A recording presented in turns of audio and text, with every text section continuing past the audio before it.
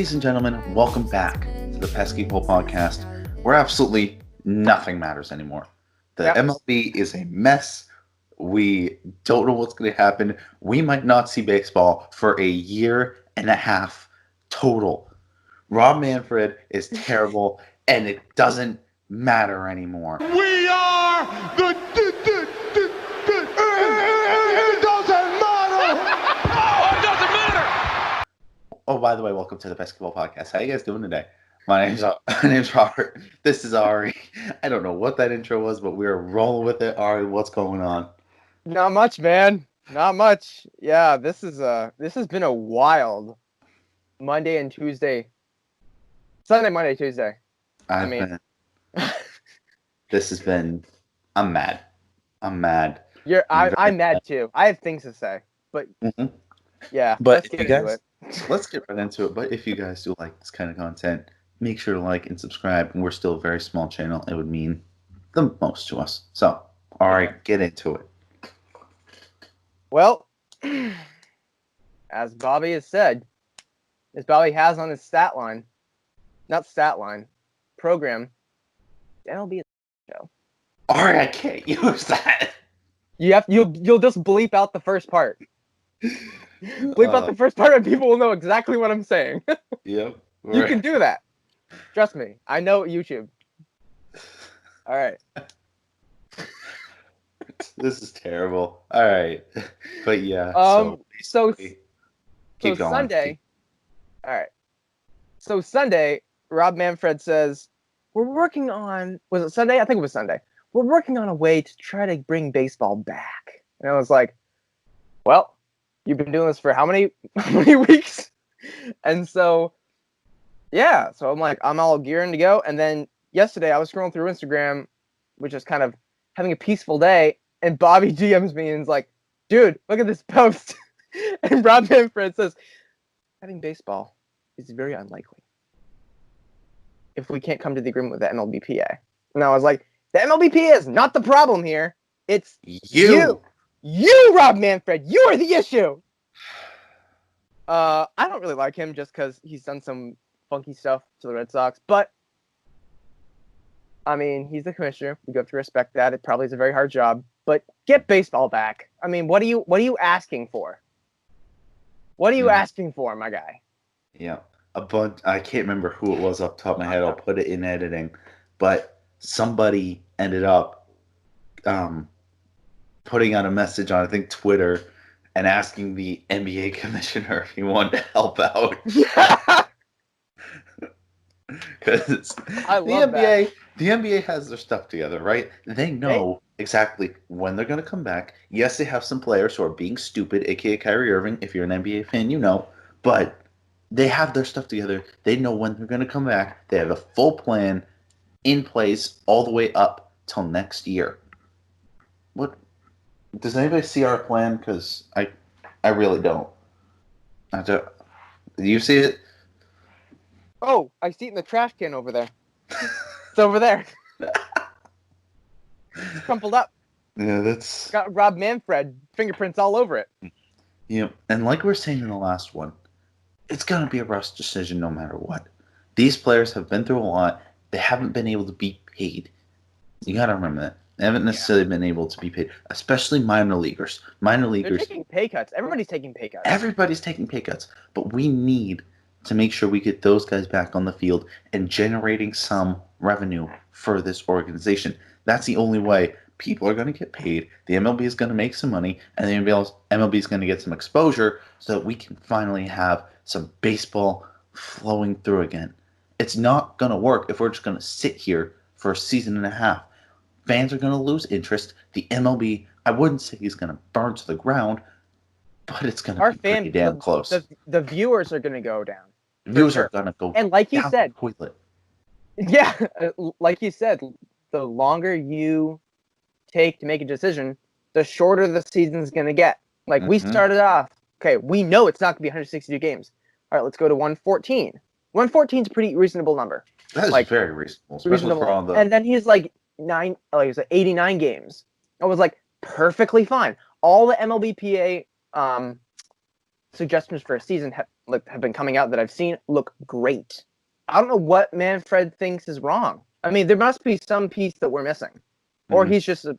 he's got his. Don't say it. Don't Yeah, say it. I but know exact. you Don't know say it. exactly what I mean. All right.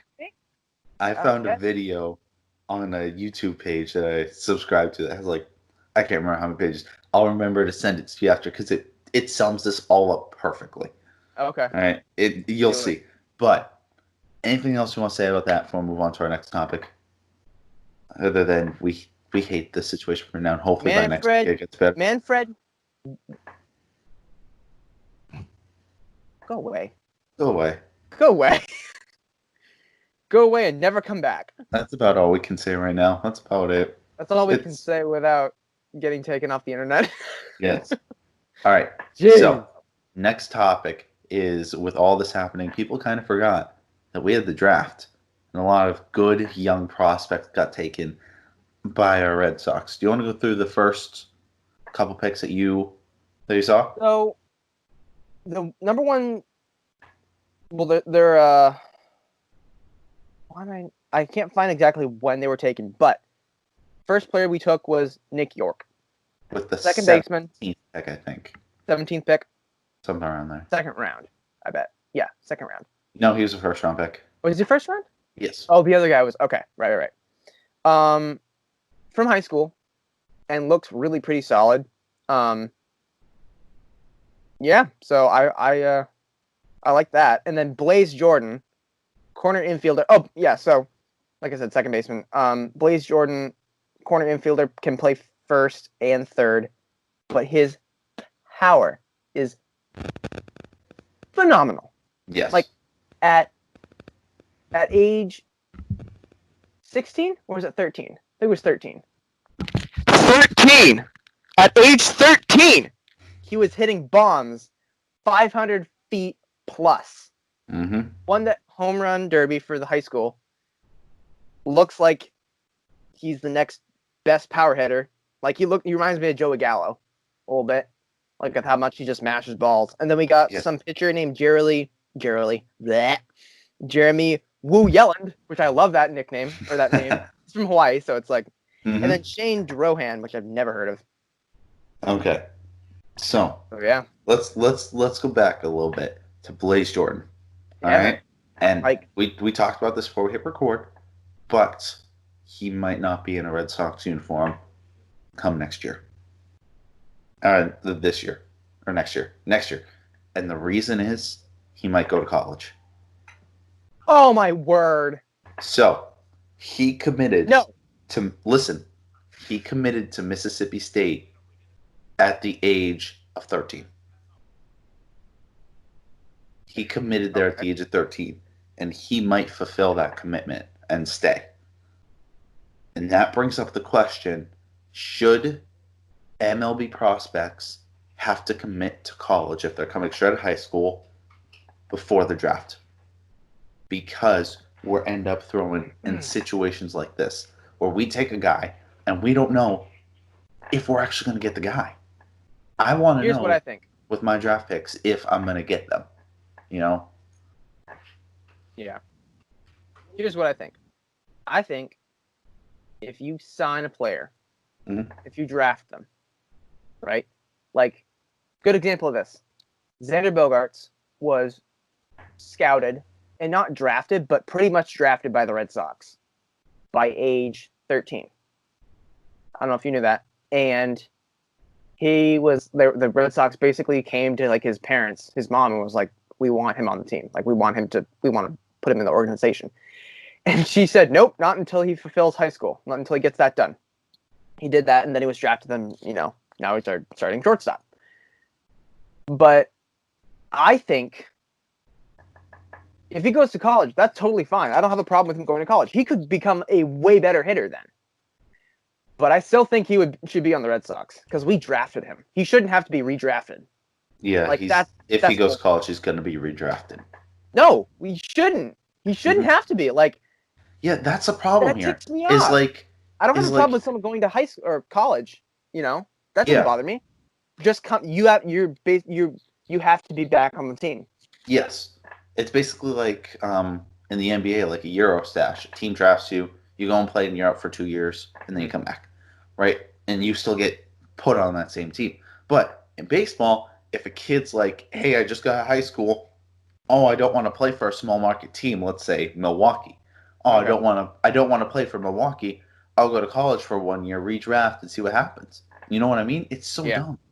Like, and the biggest scenario that comes to mind is Kyler Murray, right? Yeah. He Yeah. last year he was the eighth pick by the Athletics. They Yeah. lost out on the eighth pick in the draft because he decided, "Nah, I'm going to go play football." Which I guess that's different though, because it's like he's completely changing sports.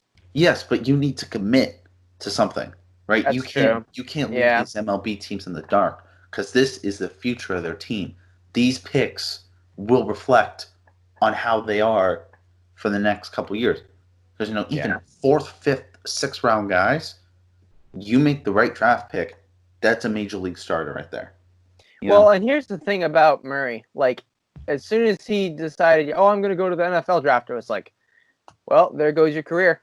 Because you can, like, your career in the NFL is so short that Yes. you, like, okay, you may make more money, but in the long term, right, you're going to be playing more games. Like, that's why you see Tim Tebow and this other quarterback who Hmm. just, are, deciding, oh, we want to change sports because now we can't play football anymore because we're so broken. It's like we still want to be active. Let's do this.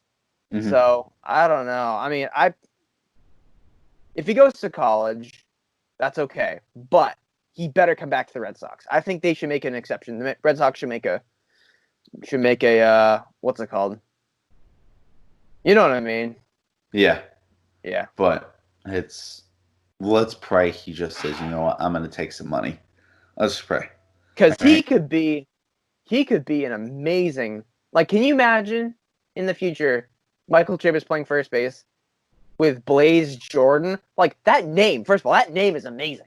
Yes. Like that's like a name straight out of like the generalized like MLB draft Mhm. in MLB The Show. Yes. Like, as soon as I saw that, I was like, wait a second.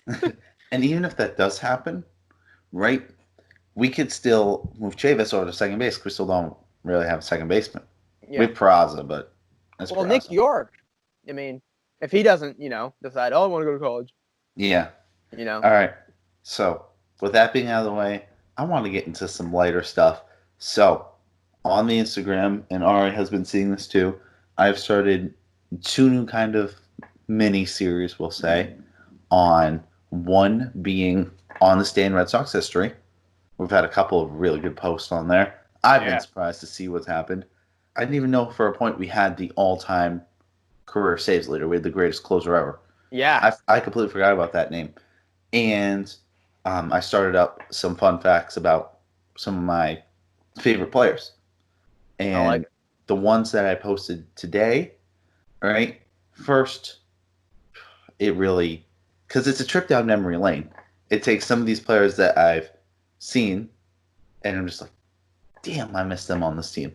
Like, for example, the one I posted today, Brock Holt hitting for the cycle. We missed Brock Holt. We really, really missed Brock Holt. Ari's about to Cutting cry. onions. I'm not crying. I'm cutting onions. Mm-hmm. And the fun fact I had for today was Noah Garcia-Parra had 2015 vision, which made his vision literally better than perfect. And Was it better than Ted Williams though? I don't know. I can't name it off the top Williams, I don't know if this could be a myth. I don't know if this is entirely true.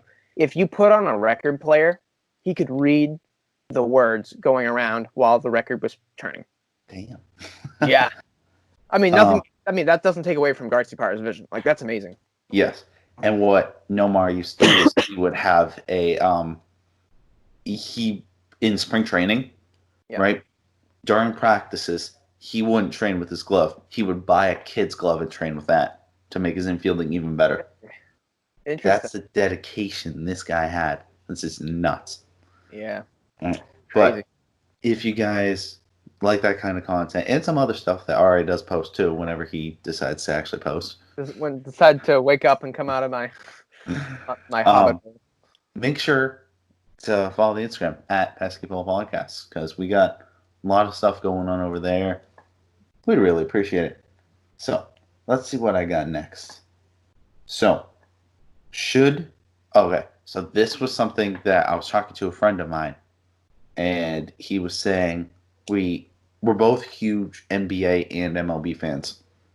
And the one thing that's significantly different about the NBA from the MLB is the MLB or the NBA has a hard cap, which means you have this amount of money to go sign players, and every team has the same amount.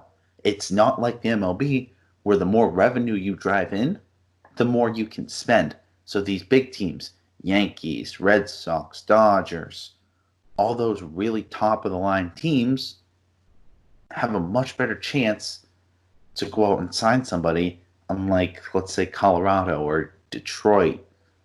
It seems like that. Baltimore. Yeah, screw Baltimore. But hey, we gotta feel bad for them though. They can't Yes. help it. They can't help it that they suck. yeah. Hey, we can't help it that just 2 years after we won a World Series in 2015, if you look at that Brock Holt video, and when he hits the double off the Green Monster, right, you see Red Sox all the way in dead last. They were like 27 and 39. I'm like, Oh goodness. Yeah. that was not fun. But yeah, and that brings up the question: should the MLB adopt a hard cap, giving each team the same amount of money to work with? No competitive advantage. The only real advantage you have is being a big market team. You know, the small market team still has the money to go out and sign somebody. You know what I mean? Should that be something that the MLB puts in place? I don't know. Because for me, like, where's that money going then? Right? Like, if you have, like, these, like you said, big market teams that make a ton of money, if you're, like, in baseball. Oh, then where's that extra money going? How much revenue that you make determines who you can sign. Where does all that money go then? Like, are we just evenly distributing all the money between the teams? Because, like, then that's unfair to, like, the Yankees or even the Red Sox. It's like, we made this money now. It's like, people love our team. Why are we having to, like, cut that down?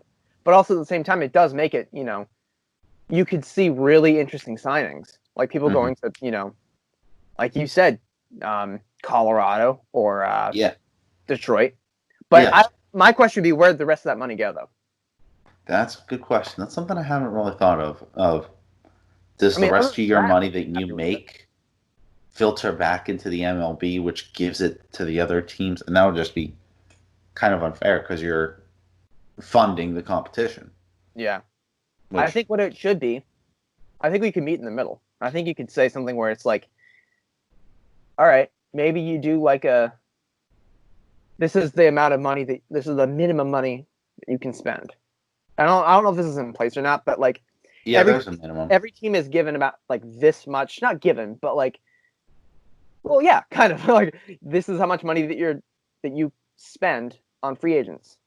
If you do more than that, there's a tax. Maybe it's that. Mm-hmm. I don't know if that's a thing or not. I don't know. I think it is. Well, I know like if you spend a total money, if you spend like a general amount of money on a team, like the Yankees, you'll lose draft picks. If you go over the competitive balance tax threshold thing, whatever. But like, you're right. There are teams that like the Yankees and the Dodgers who can just seem to have endless pockets and just, go get people like Garrett Cole. And it's like, okay, cool. Well, what about these other teams that like, stink? It's an interesting question. It is interesting. But basically, that's about all I want to talk about there. The last thing that we got to talk about, and it's been a shorter episode, now that I think about it, but what is, and it's mainly because we kind of have no content. Please, if you're out there, send more content, please. Send more content, and we don't like Robert Manfred. We apologize to any headphone. Yes. with that, basically what I want to look at is what can we do? What's this MLB season gonna look like for next year? Are you talking 2021 season? I'm talking for this year. Sorry. 2020 season? When are we gonna start? Will we even have a season? Well, like I said before, the longer we don't have a season, the shorter the season's going to be. So it's like it's going to eventually get to a point where it's like, is it even worth it? Mm-hmm. Right. But at the same time, you have to look at all the repercussions of not having a season, right? First, Get Mookie back. no. First, you have those guys who are in their prime, aka guys like Mookie, who are wasting a season of their prime. They're not getting any younger. They're not getting that much better, right? Yeah. Anybody from basically ages 19 to, let's say, 34, those guys in that range aren't getting any younger, right? But here's the sorry, someone just emailed me. I don't know what the heck that is. All right, sorry. Here's the thing though. So like if you don't have a season, there's two upsides that I can think of. So the upside for the Red Sox would be if you don't have a season, you don't have to play a season without Sale. Sale can be completely healthy for the 2021 season. That's a positive. That's a positive. Also, players who, had a down year, like didn't do well last year, they could potentially, I see a lot of people taking this time to, work out and get more fit. So it could very well be, we don't have a season, but at the least, these players are still going out. It's not like they're just like sitting and there's nowhere to go. Like restrictions are being lifted. So they could go do stuff like, I'm going to go hit or I'm going to go field. And maybe you can get some of your buddies together and like hang out and hit. But at the same time, right? For the people who don't know this about us, Ari and I were both ballet dancers, which not many people would guess because, it's a very limiting field. Yeah. But yeah. Ari dances for what I'd like to call, it's not a professional company, it's more like a pre-professional company, something like that. I do it in college. So with that, you got to think, we spent 2-3 months where we couldn't get in a studio. Like now? Right? Yeah. What would you say is more efficient for you? Staying at home, stretching, and trying your best, or actually getting your butt in the studio 10 to 15 hours a week? Actually, you know what I mean? Yeah. The best way these guys are going to get better is to play the games and go to practice. Like, you could work out all you want. It's not going to be as much of an effect. Well, you can hold practices. That's the thing. You may just not be able to play games. Mm-hmm. That's the thing. Like, for me, I think there are pluses and, there are pros and cons to both sides. Like, I think the pros definitely would be if you're coming off an injury, like Verdugo. He's all ready to play a season. Yeah, but, like, if you're given a little bit of extra time, not just to rest, but to condition yourself, like, that could be good. But I totally see where you're coming from. No one's getting any younger. Yes. And so, another thing is, what do you do about the contracts? Yes, you have to look. What do you do with people like Kevin Pillar, who's on a 1-year contract, Martin Perez, Mookie Betts, these guys who were on big 1-year contracts, not big, but, important. Yeah, but contracts. What do you do? It's important for the guys who are on their last year of the deal because it's a make or break year for them. They can go out and they can average a 180 batting average, a like 250 slugging, and completely wet the bed. And then their stock is going to go down. Or they can be an average player or good player and have a great season, and their price is going to go way through the roof. Right? It's all based on what you do the last season. And if teams have to go out here, if we don't have a season, and they have to go next season and be like, you did good a year ago. But here's the thing. Still good. So what you could do, yes, I see where you're coming from. You could also do this. Take, for instance, that you have a guy, like Mookie, for instance. Let's just take Mookie. So, yeah, he's on the Dodgers, and he can't. He's on, like, this would be after the 2020 season. He would be a free agent. Mm-hmm. What if since he's not playing and he's getting a significant pay cut, why doesn't the rest of what he would be paying, right? You see what I'm saying? The rest of what he was paying, what if he was paid that the next year? So in the entirety of 2 seasons, he gets paid the same amount, can still play a season, and within this time frame, he's not known for really stealing bases. He could be working in stealing bases. His fielding is phenomenal. His hitting is what it is. Like, it's not to scoff at. But also at the same time, like, he could improve his speed. So that could improve his free agency stock. If it's like, okay, you have an extended, very much extended offseason. Yeah. Here we go. Why don't, like, because if it's like, if I was Mookie, like, dude, I'd be like, why am I getting a pay cut? Oh, right, because we can't play. But I still want that money, though. Like, I still have earned it. But rather than having to, like, just go into free agency with, like, literally half of what I would have gotten that year. It's like, why don't you pay me the entire 1-year salary over 2 years? Does this make sense, or am I just going around in circles? yes, but it doesn't work. Mainly because if you do that with everyone, how are you going to have enough money? How are you going to make enough revenue within 1 season to pay for 2 seasons? You know what I mean? That's true. Because You're there's not gonna... no income. Like, people aren't going to go and, like, their only way of, like, baseball's only way of revenue right now is through, like, online sales of jerseys and stuff. It's through sales and jerseys. Yeah. And through TV and advertising and all to get through there. I will not be surprised if we get to the season and you'll be like, this pitch is sponsored by State Farm. And the next pitch, this pitch is sponsored by Burger King. Like, that's the only way they're gonna get any sort of money. Here, this pitch is presented by Geico, saving 15% or more on car insurance for every year or whatever it is. This home run is just like every pitch is sponsored. Every pitch, every hit, every homer, every player gonna be sponsored. That's about how they're gonna make money. This second is presented by Time Warner Cable. Yeah, so I see where you're coming from, definitely. Because where's the revenue? By the way, it's gonna be terrible. Like, I mean, it's no good answer here. My mindset, yeah, there's no good like my mindset, which is sad, but it's like the longer we're not playing baseball, the more sad we get. But also for me, I'm like, when you do have a season, what's the point? Like, I hate to say it, but like, I love baseball. I would not want this to happen. If I had a choice, if everybody had a choice, this wouldn't happen. But I don't know. It's a weird thing.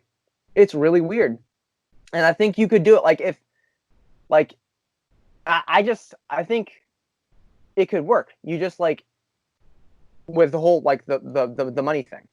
Mm-hmm. If someone's paid $10 million, for this year, for the 2020 season, which is not going to happen, according to Rob Manfred. So it's like, okay, you get paid $5 million this year. And then the next year, you get paid another $5 million. We're still paying him. We would still be paying somebody the same amount of money. It's just stretched out over 2 years. Yeah. And I mean, we can keep going on about this because there are a lot of problems to each side, but that's about... A lot of ways this could work. A lot of ways it couldn't work. Yep, that's about all we have time for, though. Let's get into one of our favorite parts of the episode. Ari's takes. Go for it. Ari's takes. All right, so I think it was Saturday or Sunday. No, Friday. Last Friday. PlayStation came out with the PS5. Ooh, here we go. PS5, all right? Now, here's the thing.